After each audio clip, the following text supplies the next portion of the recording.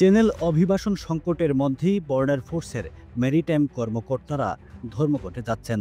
Public and commercial services union অর্থাৎ PCS এর সদস্য এই কর্মকর্তারা 14 নভেম্বর থেকে কর্মবিরতিতে যাবেন বলে ঘোষণা দিয়েছেন। বেতন ও কর্মপরিবেশে বৈষম্য, ভাতা স্থগিত থাকা এবং দীর্ঘদিনের অনিষ্পন্ন চুক্তি পরিবর্তনের প্রতিবাদেই তারা এই সিদ্ধান্ত নিয়েছেন। এই ধর্মঘটে অংশ নেবেন প্রায় 120 জন বর্ডার ফোর্স মেরিটাইম কর্মী, যারা যুক্তরাজ্যের জলসীমায় টহল ও নজরদারির দায়িত্বে আছেন। তারা চোরাচালান, অনুমোদনবিহীন প্রবেশ, ছোট নৌকায় পারাপার, সন্ত্রাস বিরোধী ও মাদক বিরোধী অভিযানে গুরুত্বপূর্ণ ভূমিকা পালন করে থাকেন। ইউনিয়ন বলছে তাদের কাজ ঝুঁকিপূর্ণ, জটিল ও মানসিকভাবে ক্লান্তিকর, অথচ সেই অনুযায়ী পারিশ্রমিক ও সুবিধা তারা পাচ্ছেন না। এবছর এখন পর্যন্ত প্রায় 37,000 অভিবাসী ইংলিশ চ্যানেল পাড়ি দিয়েছেন, যা গত বছরের একই সময়ের তুলনায় 25% বেশি।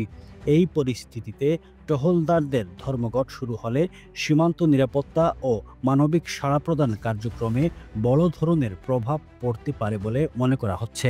ইপকো ফুড ইন্ডাস্ট্রিজ লিমিটেড 30 বছর ধরে প্রবাসী পরিবারে ইপকো ব্র্যান্ড তুলে দিচ্ছি বাংলাদেশের টাটকা সবজি, ভেন্ডি, করলা, কচুলতি, শিম বিচি, জলপাই সহ নানা পদের সবজি। IFCO food industries limited, phone 0161202820 UK, mail uksales@ifco.co.uk।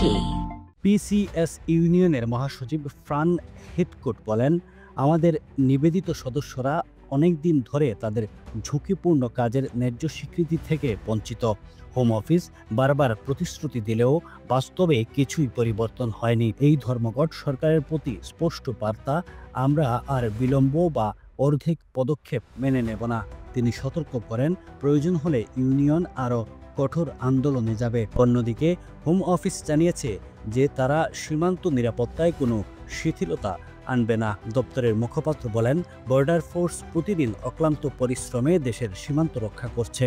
সম্ভাব্য যে কোনো ব্যাঘাত মোকাবেলায় আমাদের প্রস্তুতি পরিকল্পনা হয়েছে এবং তা অপরিবর্তিত থাকবে। ইউনিয়নের অভিযোগ, একই দায়িত্বে থাকা কর্মীদের ভাতা ও বেতনের মধ্যে উল্লেখযোগ্য পার্থক্য রয়েছে।